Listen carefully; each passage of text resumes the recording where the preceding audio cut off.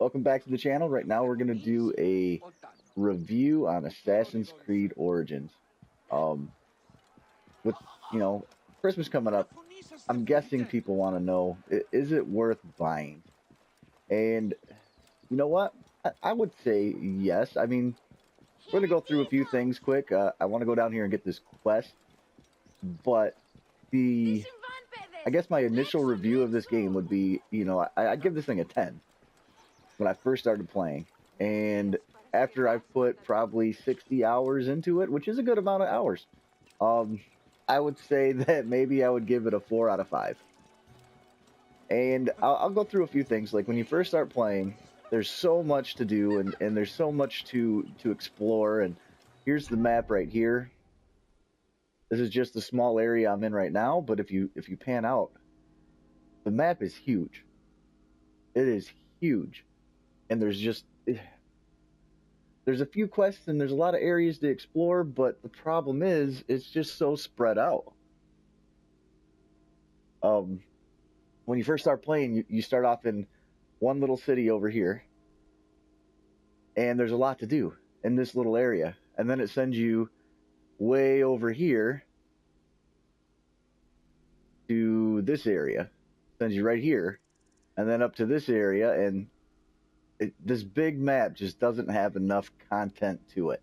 They made it a great open world area, but there's just very little to do in each area.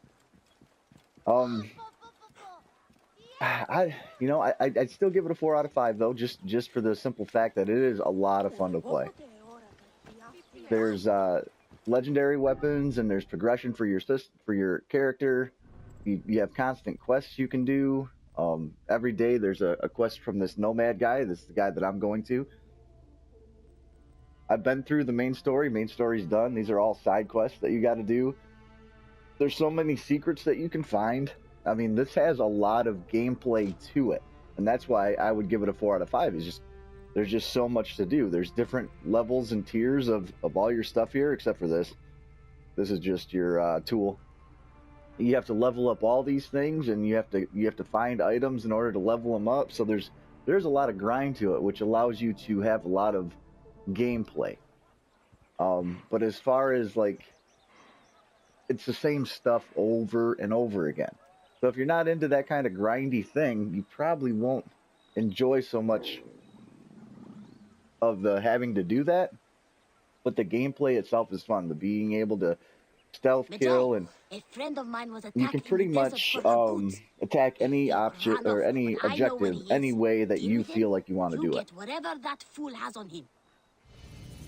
I'm more of a stealthy guy, so I like going in all stealth and not being seen. But you can go in guns blazing if you want. There's a whole bunch of different mounts in this game. There's a camel, there's this horse, there's a chariot. And you can actually ride. You can fast travel as long as you get the points to be able to fast travel too. Whoa. You can actually do like where they ride on their own. You can have 2 different weapons. You can have your bow and 2 different types of bows if you want. There's really no point in using the same type of bow, each one, because it uses the same ammo. And then you can have 2 different types of weapons. Like you can have a long sword, you can have a blunt weapon, or dual swords, or a staff. But yeah, this game is a lot of fun to play. It's just I wish there was more to it. They do have a few things that are added periodically. There's boss fights that are added periodically, but they're not all the time. So like you'll get like a week, and then you'll be like 2 weeks off, and then you'll get a week. You can ride on boats. I mean, there's just tons of stuff to do, just not as far as objective based. If I wanted to go out and hunt animals, I could do that all day in here, but it doesn't really help towards the progression of your guy. And then once you get to a certain point, it just seems repetitive. When you first start out, it's awesome being able to use your bird. See, you can fly around with your bird. Awesome.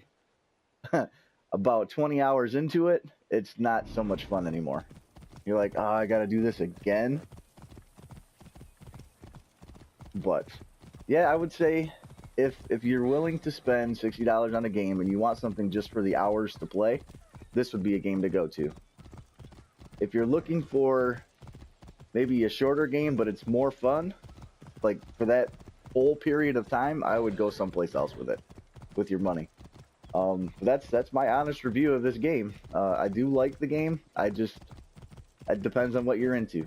I like grind, so this game is perfect for me. I'll do the same stuff over and over again, just to have a chance to get one thing that's better. Hey, stop! Your legendary weapons are really unique, which I'll go through a few of the legendaries, and I'll go through some of the progression of your actual character. Whoa. But we need to find... was that the guy that we needed to kill? Yeah, it was. So just like that, you know, the quest is over. It wasn't too hard, was it? And we got a legendary. The widget knives. We don't have those yet. That's cool. They have poison on hit. I like that. Critical hit damage and adrenaline regeneration.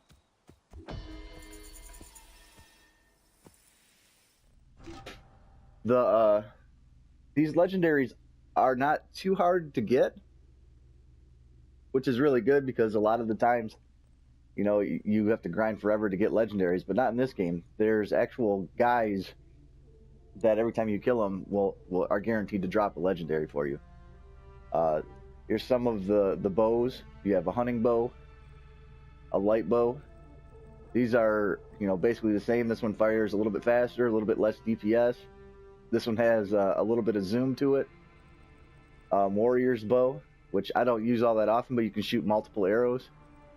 Predator's bow, this is the one I use. It's like a sniper bow, and you just sit there and you can zoom in forever. These are the different types of bows you can get. Then here's your weapons.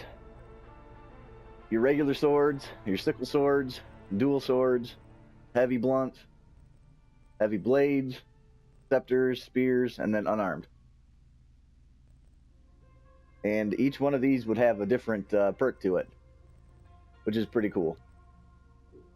I'm using one right now. It does the fire on hit, and this one does poison on hit. The poison in this game is by far the best tool you can use, because you can end up killing a whole area with just one poison dart.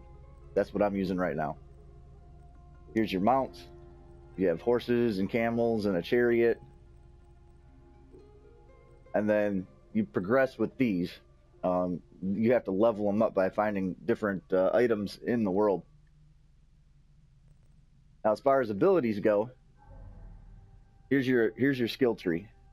Okay, you start off with nothing unlocked except for these three things. This one, and this one. Those are the three things. And you got to put points in as you go. Level 40 is the max level, but you can continue to progress, and every time it goes up through this bar, you get another skill point, which you can then spend anywhere you want. So at least there's still progression once you hit that cap level, which is always good. You always want progression. Whoa. So, I mean, there's lots of stuff to do, just it's really grindy and it's really open. So you might have to be riding forever or fast travel all over the place in order to get to your next area. I still have more to unlock, so I'm going to keep on playing. But if you guys are looking for a game for Christmas and you just want something to kill your time, I would suggest spending your money on this one. If you're looking for something that you want to have action constantly, this might not be the best one for you. That's my review of this game. Hope you guys enjoyed it. If you did, make sure you hit that thumbs up button. If you're new, don't forget to subscribe. All right, peeps, have a good one. Later.